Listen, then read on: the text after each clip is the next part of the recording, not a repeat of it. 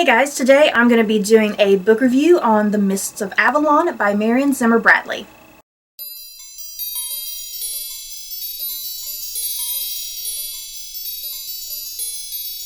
The Mists of Avalon is an epic retelling of Arthurian legends, primarily focused on the women who shaped the destiny of Camelot.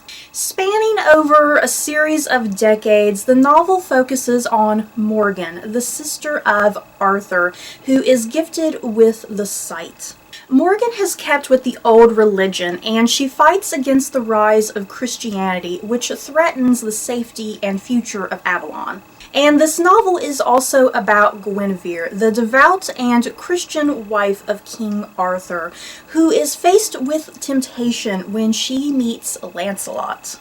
The Mist of Avalon is a novel about powerful women, colliding religious beliefs, and loyalties are put to the test when Camelot and Avalon are put on the front lines of a war for freedom. You guys, I have just been so anxious to read The Mist of Avalon. It's just been so high on my to-read list, and I finally have gotten around to reading it. I think one of the reasons that I didn't get to it any sooner is because of how big it is.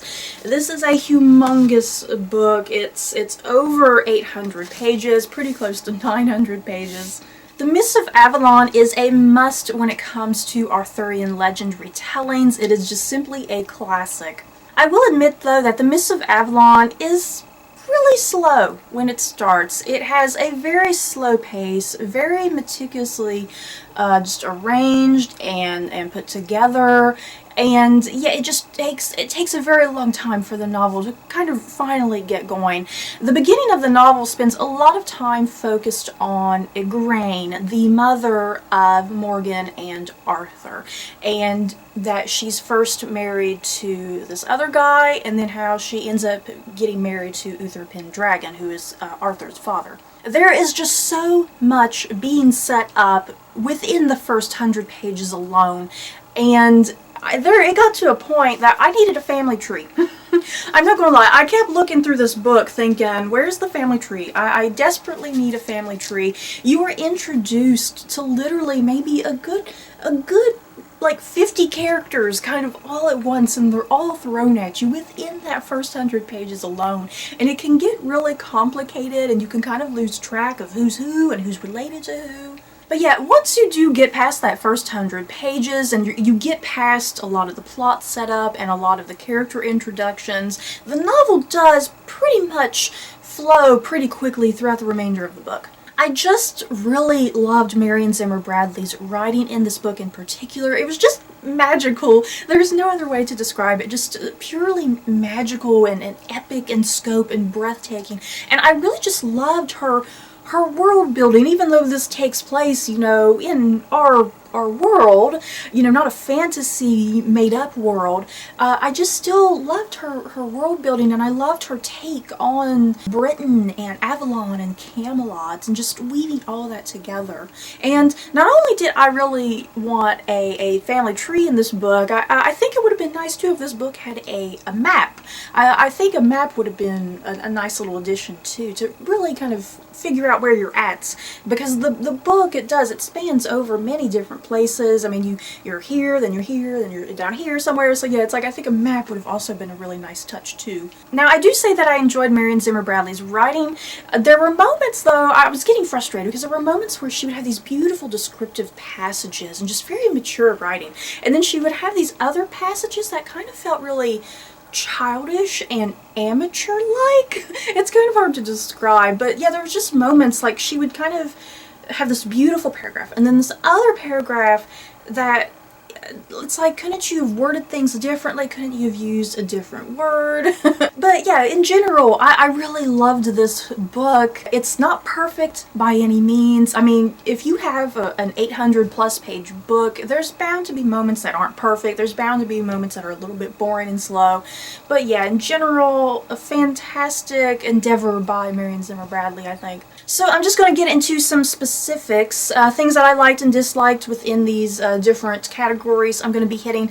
I'm going to first talk about Arthurian Legend and Marion Zimmer Bradley's take on Arthurian Legend. You guys, this book has it all. When it comes to classic Arthurian legend, I mean seriously, I think every single story is pretty much in this book, except for maybe a couple things here and there. Even if you've never read Sir Thomas Malory's Le Morte d'Arthur, there's a lot of images that resonate in this book, a lot of things that you'll get just through pop culture alone. Things like the Knights of the Round Table, Excalibur, the Lady of the Lake, Merlin, Morgan Le Fay, Lancelot and Guinevere, and even the quest for the Holy Grail. Seriously, it's all in there. So if you're wondering why this book is so freaking long, it's because Marion Zimmer Bradley was trying to squeeze in as much classic Arthurian legend as she could.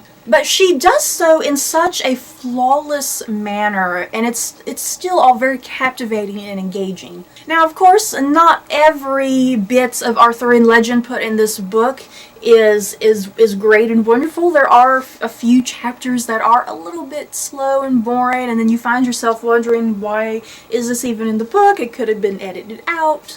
I guess just to talk really quickly about Morgan herself, the woman that we are primarily in the head of throughout this novel. Morgan also being known as Morgan Le Fay in classic Arthurian legend. Like I said in my summary, Morgan is the half-sister of King Arthur. She's gifted with the sight, and throughout her entire life, she has been part of the old religion, while the rise of Christianity is basically threatening everything that she loves and knows. I really enjoyed Morgan as the lead character of this book, and the character that we're witnessing things through her eyes. I really just found her really engaging and captivating, just overall really interesting. And what's important is that her personality really grows and develops over the course of this novel. We literally see her when she is just a few years old until, you know, much later in her life and whatnot. So we get like this really wide range of her life. Because at the start of the novel, she's really impressionable and naive. And then certain events start happening, and she loses that innocence that she brought with her to Avalon. And yeah, she starts getting more into religious life and everything. And kind of just tying this in with Morgan, just this whole notion of religion in this book is really fascinating. The priestesses of Avalon, their big thing when it comes to religion is that all religions are the same. And that message is just pushed throughout the entire novel, and that is what Morgan just deep down believes to the core of her being. And yes, she has so many issues with all of these devout Christians that surround her. So she has to face obstacles from the Christian priests and the Christians at the court of Camelot, and then even her own brother. So that ties in really nicely with Morgan's character in general, because Morgan's character, she faces a crisis in faith pretty much in the middle of the book. So I guess what I'm trying to say is that Morgan is by no means a flat character. She's very up and down. I mean, there's seriously moments that you love Morgan, and there's moments that you hate Morgan, then moments that you love her again, then you hate her again. I mean, it's very up and down, and I think that just makes her much more interesting, and you really do get into her story. So let's talk about Guinevere, Arthur, and Lancelot.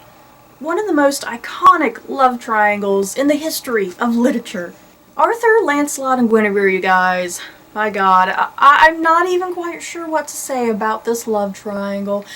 The three characters were interesting in their own way. I will give them that. They were all intriguing and captivating kind of as individuals.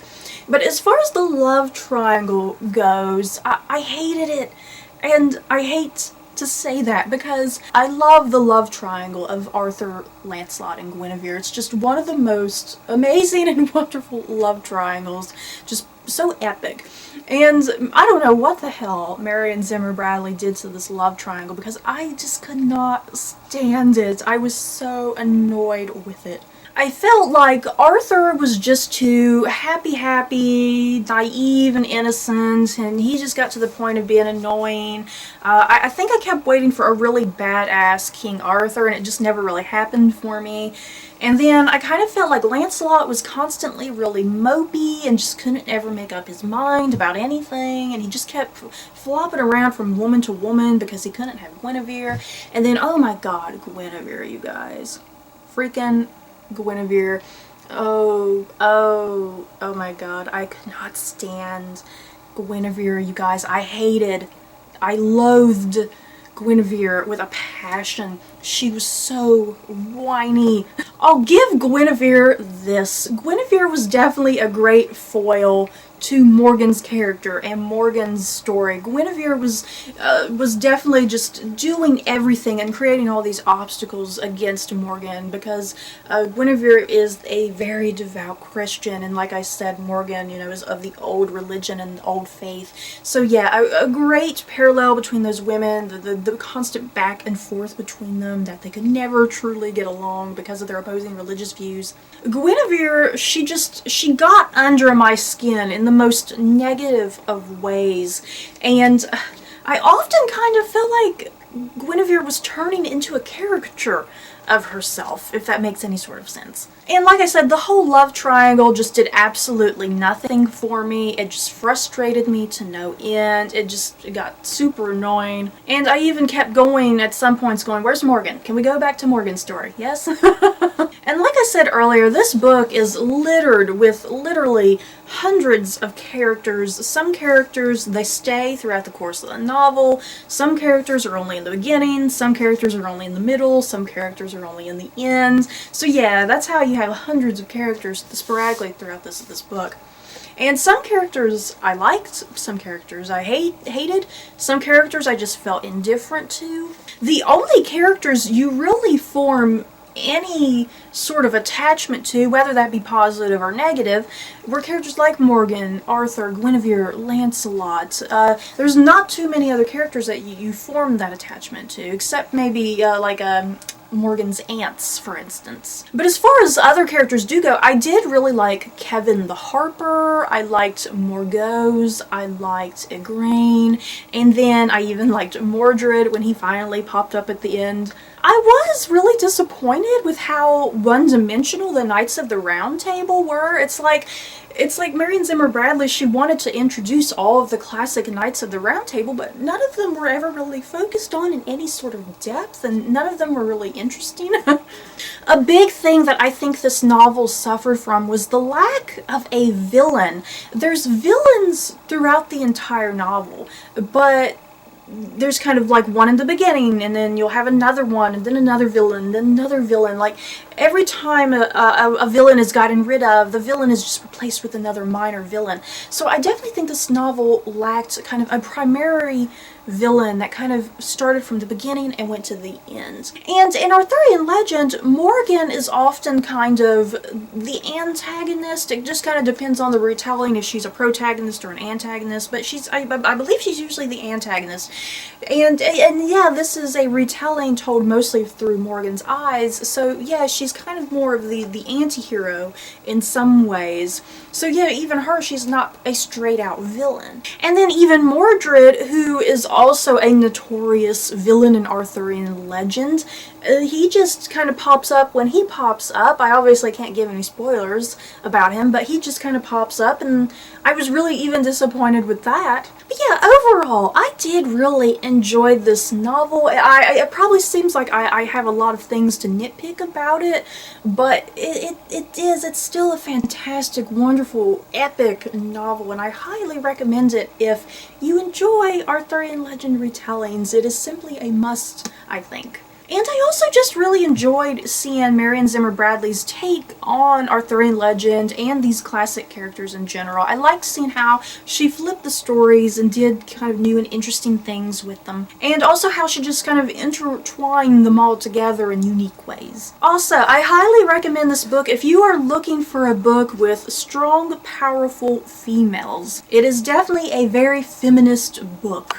And it just has a strong portrayal of different types of women. There's no just one sort of set up basic woman. It's all sorts of various different women. And also, if you appreciate talks on theology, you may enjoy this. And then if you like a little bit of romance, you may enjoy this. I think the book kind of has everything.